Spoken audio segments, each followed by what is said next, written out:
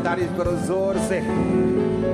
एक बार स्क्रीन की ओर देखकर अपने लिए तारीफ करो। देखो आज हम ऐसा लग रहा है कि स्वर्ग में बैठे हैं। आज जो वचन आप सुनने जा रहे हैं ये आपकी लाइफ को पूरी तरह से बदल के रख देगा। बाइबल कहती है प्रकाशित वाक्य 1 उसकी 1, 2 और 3 आयत को हम पढ़ेंगे।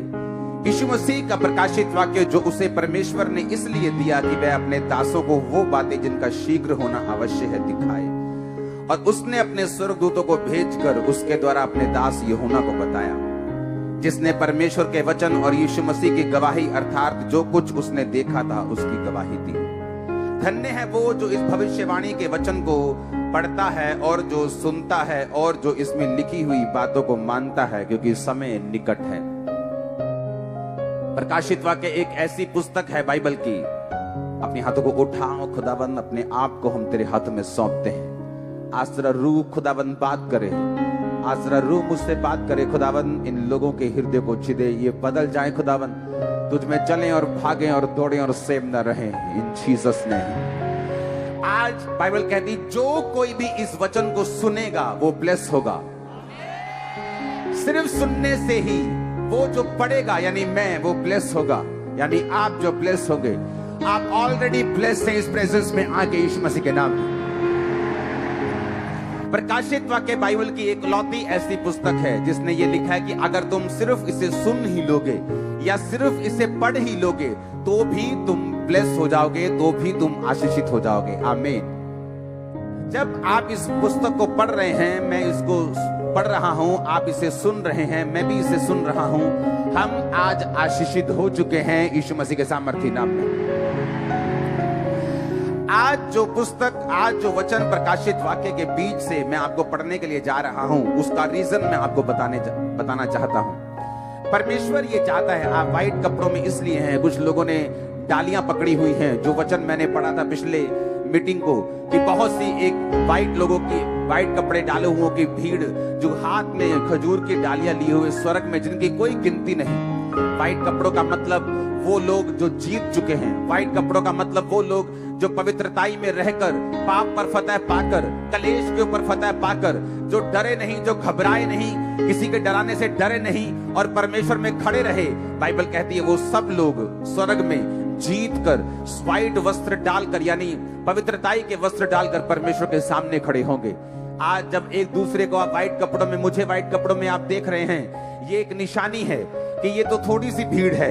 वहां तो करोड़ों की, ये लाखों की हो सकती, वहां करोड़ों की भीड़ होगी जो व्हाइट कपड़ों को डालकर, बाइबल कहती है हर जाति में से, हर कुल में से, हर भाषा में से एक भी जाति ऐसी नहीं होगी धरती की, एक भी भाषा ऐसी नहीं होगी धरती की जो उस भीड़ में मौजूद नहीं होगी।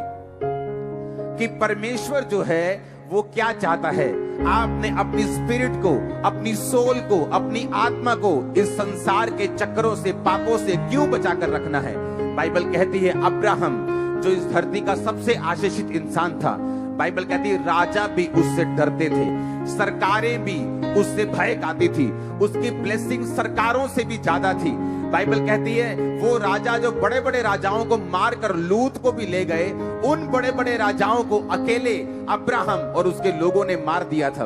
अब्राहम इतना आशीषित, धरती पर भी आशीषित, स्वर्ग पर भी आशीषित था।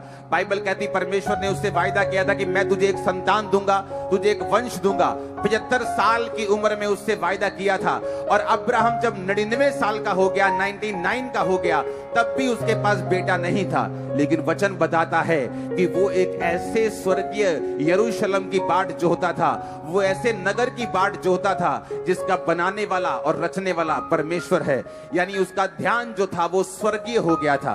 उसका ध्यान ये हो गया था कि मान लो अगर मुझे बच्चा अभी ना मिले और मैं यहोवा से हट जाऊं और अपनी मुक्ति को गवा बैठूं तो मैं स्वर्ग नहीं जा सकता।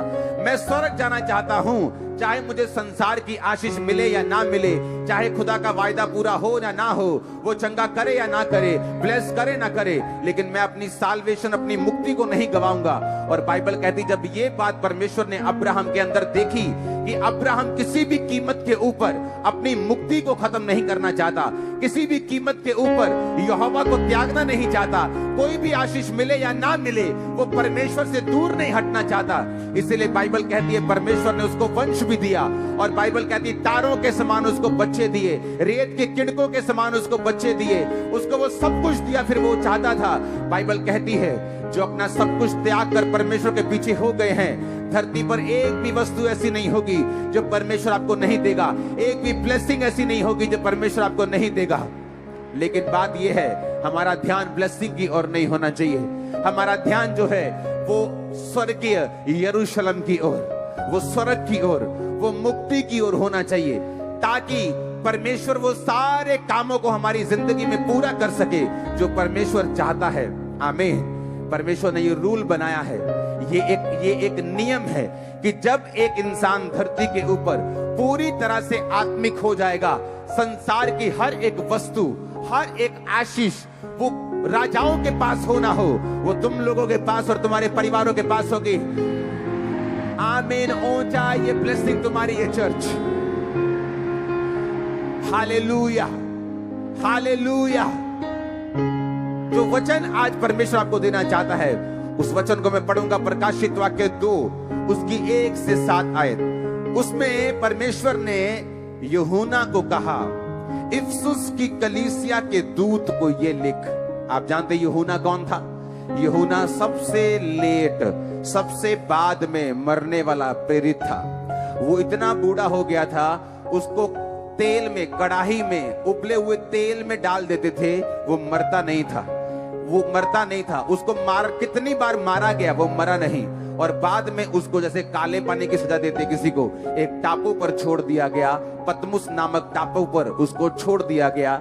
और बाइबल कहती है परमेश्वर से जो व्यक्ति प्यार करता है, जो शिकायत नहीं करता, जिसको मालूम है कि कलेश एक मसीही जीवन का हिस्सा है, हमारे नाम को बुरा कहना एक मसीही जीवन का हिस्सा है।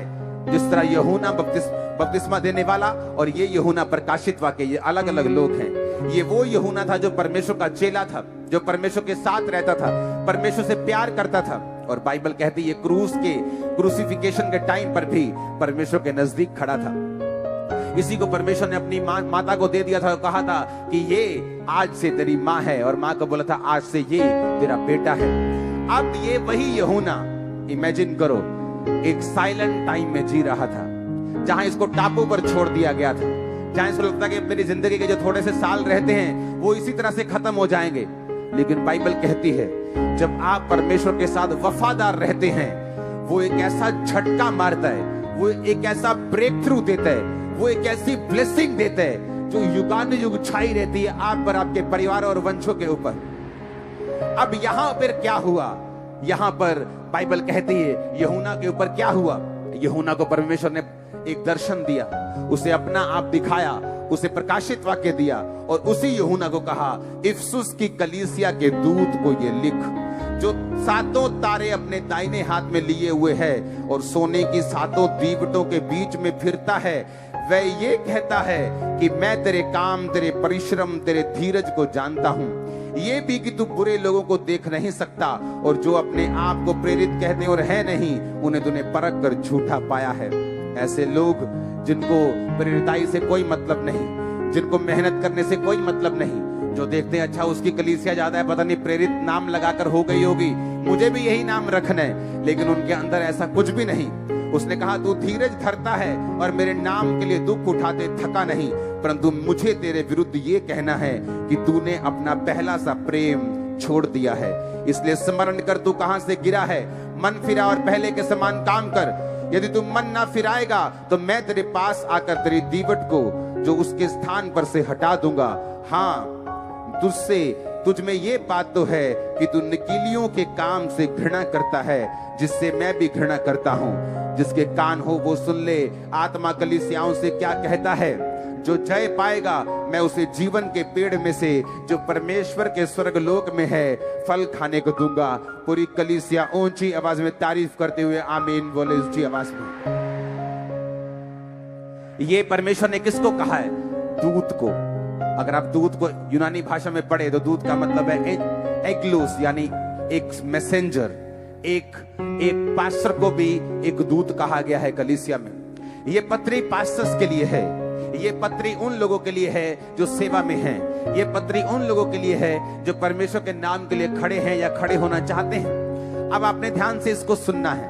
उसने क्या कहा? मैं तेरे काम को, परिश्रम को जानता हूं, परंतु मुझे तेरे विरुद्ध अब ये कहना है कि तूने अपना पहला सा प्रेम छोड़ दिया है। पहला प्रेम। जब तुम परमेश्वर में आए थे तुम्हारी प्रार्थना 7 घंटे की थी। जब तुम परमेश्वर में आए थे तुम्हारी प्रार्थना 5 घंटे की थी। तुम रोजे रखते थे, तुम चर्च मिस नहीं करते थे, तुम बड़े एक्साइटेड थे, तुम अपने रिश्तेदारों को जवाब देते थे, थकते नहीं थे। कोई भी विरोधी कुछ बोले तुम उसे नम्रता से जवाब देते थे। तुम बताते थे कि यीशु मसीह ही परमेश्वर है, यीशु ही प्रभु है। तुम अपनी गवाहियों को देते थे, तुम डरते नहीं थे, तुम घबराते नहीं थे। लेकिन परमेश्वर ने तुम्हें एक ताना मारा। उसने कहा मैं तुम्हारे काम को जानता हूं, मैं तुम्हारे परिश्रम को जानता हूं, मैं तुम्हारे धीरज को भी जानता हूं, मैं ये भी जानता हूं कि तू बुरे लोगों को देख नहीं सकता, मैं ये भी जानता हूं कि तुम्हारी तरह ही बहुत से लोग नकली भी उठने की कोशिश कर रहे हैं। मैं ये भी जानता हूं कि तू मेरे नाम के कारण दुख भी उठाता है, पर मुझे तेरे विरुद्ध ये कहना है कि तूने अपना पहला प्रेम, जो पहला सा प्यार था मेरे विरुद्ध, वो तूने छोड़ दिया है। उसने कहा तूने मुझसे पहला प्यार छोड़ दिया है। पहला प्यार याद करो। जब तुम परमेश्वर में आए थे तुम चर्च मिस नहीं करते थे। जब तुम परमेश्वर में आए थे तुम मीटिंग्स मिस नहीं करते थे। जब तुम परमेश्वर में आए थे तुम्हारी प्रार्थना कितने घंटों की थी। जब तुम परमेश्वर में आए थे किस लेवल की पवित्रताई में तुम जीते थे। जब तुम परमेश्वर में आए थे किस तरह से तुम प्रार्थना करते थे, किस तरह से तुम वर्शिप करते थे, किस तरह से तुम रोजे रखते थे। अब परमेश्वर तुम्हारे खिलाफ ये कहता है कि स्मरण कर तुम कहां से गिरे हो। कहता है याद कर तुम कहां से गिरना शुरू हुए। स्मरण कर तुम टीवी नहीं देखते थे, स्मरण करो तुम फोन पर नहीं थे, स्मरण करो तुम कहां से गिरे हो, स्मरण करो, याद करो तुम्हारी जिंदगी आत्मिक जो पहले साल मसीह में थी, जो दूसरे साल थी, या जब तुमने असल में तौबा की, जब तुम्हारी जिंदगी वैसी थी तब कैसी थी। परमेश्वर ने कहा याद करो तुम कहां से गिरे हो।